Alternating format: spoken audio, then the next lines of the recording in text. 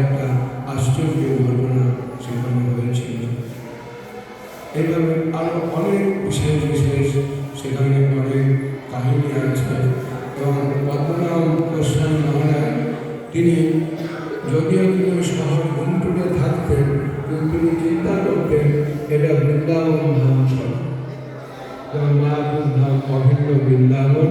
ওই ছোট্ট মঠ হয়তো কতটা হবে, প্রায় হয়তো একদিকেও হবে না, কিছু কম হবে, অল্প, কিন্তু তার মধ্যে মানে বৃন্দাবনের ভাবে তিনি মন্দিরটাকে সুন্দর সাজিয়ে রেখেছিলেন।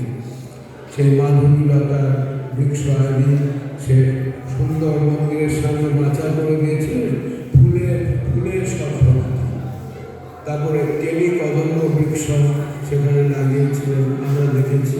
তমাল বৃক্ষ সেখানে লাগিয়েছিলেন, আর অন্যান্য সব সুন্দর সুন্দর ফুলের এবং ফলের বৃক্ষ তিনি সেখানে সমর্পণ করেছিলেন।